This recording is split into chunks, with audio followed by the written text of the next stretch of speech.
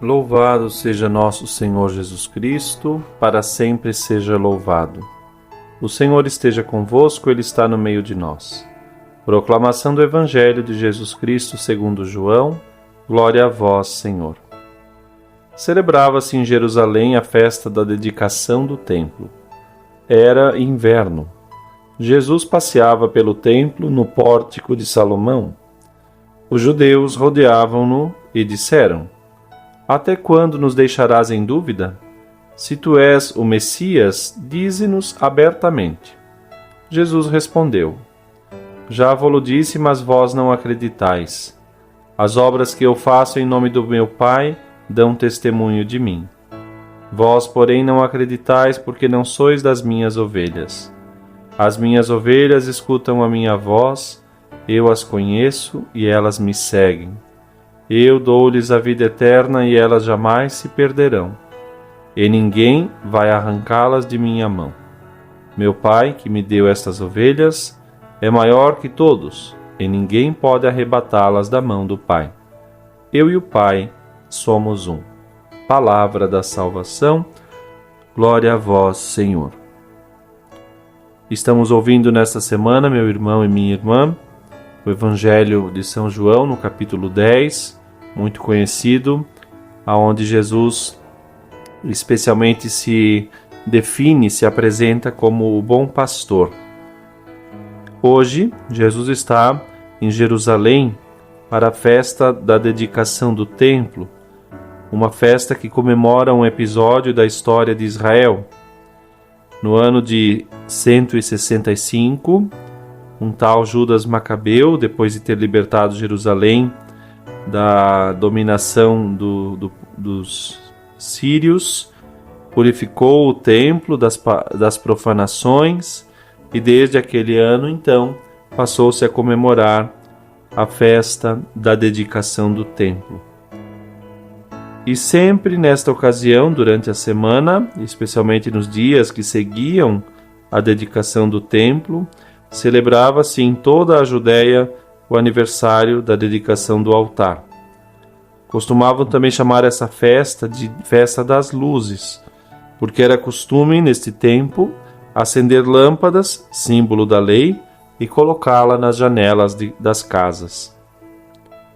Quando o povo se dirige a Jesus e lhe pergunta neste dia se ele é de fato o Messias, pois que se apresente, falavam assim não pelo desejo de conhecer a verdade, mas antes sim para preparar um caminho de calúnia, como em outras ocasiões, aonde Jesus, manifestando-se por meio de palavras e obras, como o único Filho de Deus, é questionado se de fato age em nome de Deus. Também Jesus se deu a conhecer, e já lemos isto ao longo deste ano litúrgico, como Messias e Salvador, a samaritana, ao cego de nascença, e diante das suas boas disposições, estes acolheram o Messias. Outros, como é o caso de hoje, não estariam prontos para acolher de fato o Messias e com isso haveriam de talvez caluniá-lo e entregá-lo para o julgamento. Nesses poucos versículos que aqui acabamos de ler e agora meditamos, podemos com certeza perceber que é certo que a fé e a vida eterna não se podem merecer só pelas forças naturais do homem. São um dom da graça de Deus. O Senhor, de outro lado, não nega-se a ninguém. Não nega a sua graça para crer e para salvar, porque todos os homens poderão se salvar e é vontade de Deus que todos cheguem ao conhecimento da verdade. Ora, se alguém coloca obstáculos ao dom da fé, aí sim é culpado por sua incredulidade.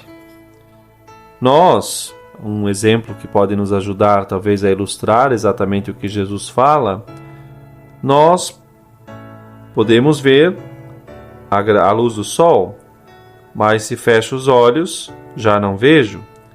E isso não é por culpa do sol, mas por minha culpa, porque ao fechar os olhos, eu impeço que me chegue a luz do sol. De modo que, quando eu coloco oposição resistência à graça divina e com isso não consigo manifestar-me em relação à fé gratuita que Deus me deu, por vezes fico fechado a esta graça e assim então não receberei a graça do bom pastor. É verdade, de outro lado, que neste mundo haveremos de lutar, de sofrer as feridas próprias da luta, mas quem se mantém unido ao bom pastor não vai derramar em vão, melhor dizendo, a sua vida. O Senhor é mais forte do que tudo. Ele vence o mal. E essa esperança de que Cristo, vencendo todas as coisas, nos dará a vida eterna, nos ajuda a caminhar perseverantes com esforço e confiando na sua misericórdia, para assim continuamente lutar e corresponder à graça de sermos cada dia mais fiéis às exigências da nossa fé. Que o Senhor bondoso nos ajude e que possamos assim, amparados por tão grande graça, vivermos este dia na presença de Deus.